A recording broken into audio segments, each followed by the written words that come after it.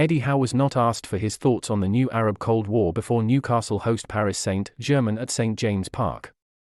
He would not have answered anyway because, as he has reminded everyone over and over since taking over the club, there is no time for considered thoughts on anything other than football, or discussions about an old tree being chopped down. Yet the Toon's first home game in Europe's premier competition is intrinsically linked to a diplomatic tension between two states that are integral to how the world will be shaped in the coming decades. No doubt Howe will be too busy plotting a way to stop Kylian Mbappé or find a route past Gianluigi Donnarumma, but should he have a spare few minutes before kickoff, here is a helpful primer of what makes the game a meeting between the Saudi-owned Newcastle and Qatar-run PSG, a proxy for a wider diplomatic rivalry. Qatar did not declare full independence from British rule until 1971. At that point they were way behind Saudi Arabia and, as the American academic Jim Crane told Bloomberg during the crisis in 2017, Qatar used to be a kind of Saudi vassal state. But it used the autonomy that its gas wealth created to carve out an independent role for itself. When Hamad bin Khalifa Al Thani ousted his father as Emir of Qatar in 1995, the smaller state became a disruptor. There had been previous issues. Qatar opened diplomatic relations with the Soviet Union in the 1980s. Saudis killed 2 soldiers near the border in 1991. But in the most simple terms, Sheikh Al Thani was desperate for Qatar to become autonomous and no longer viewed as an irrelevant little sibling of the more populous neighbors. As Mark Lynch, a political scientist at George Washington University, told the New York Times, from the late 1990s on, Qatari foreign policy is a combination of, what can we do to get ourselves on the map? And what can we do to annoy the Saudis?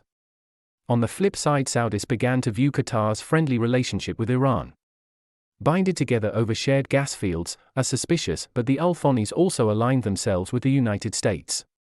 Then came an economic boom facilitated by technological advances that made it easy to transport liquefied gas. From the late 90s, Qatar and Saudi witnessed their respective economies grow at a stratospheric rate. Except relying on one source of huge wealth was flagged as long-term problematic by both states, who set about diversifying their economies as both protection and an opportunity to grow. Inevitably, that has involved sport, on top of investments in tech, historical assets in a number of Western countries, and hosts worldwide known events. Qatar have led the way in that regard, encapsulated by last year's World Cup, but they were also quicker to the draw when it came to the club game, taking over PSG in 2011.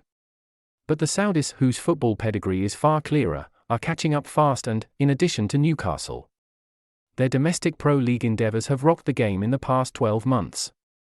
That progress will not stop, and the game's authorities appear powerless to get in the way despite many protesting against future potential conflicts of interest.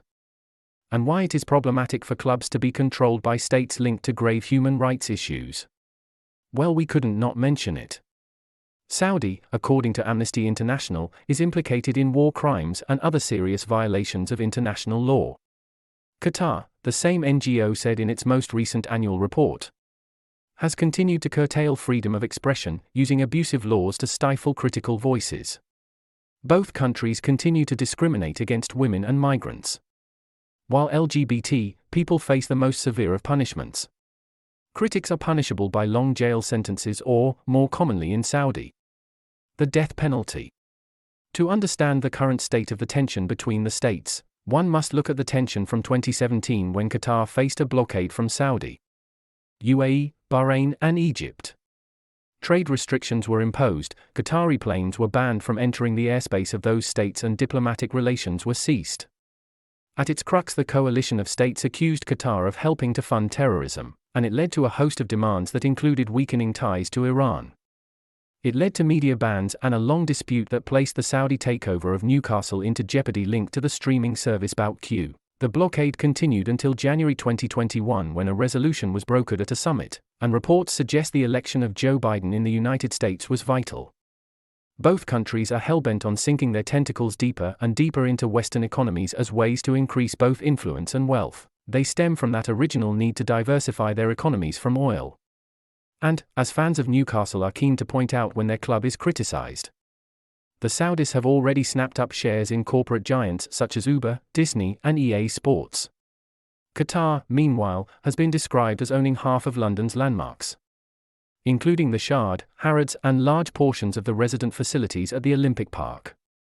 And no one knows if Sheikh Jassim, a son of a former Prime Minister, will become the next owner of Manchester United, throwing another curveball into the footballing dynamic.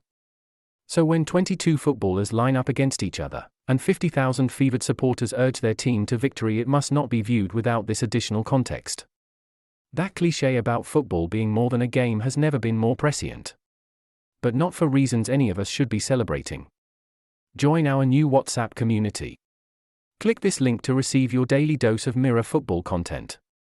We also treat our community members to special offers, promotions, and adverts from us and our partners. If you don't like our community, you can check out anytime you like. If you're curious, you can read our privacy notice.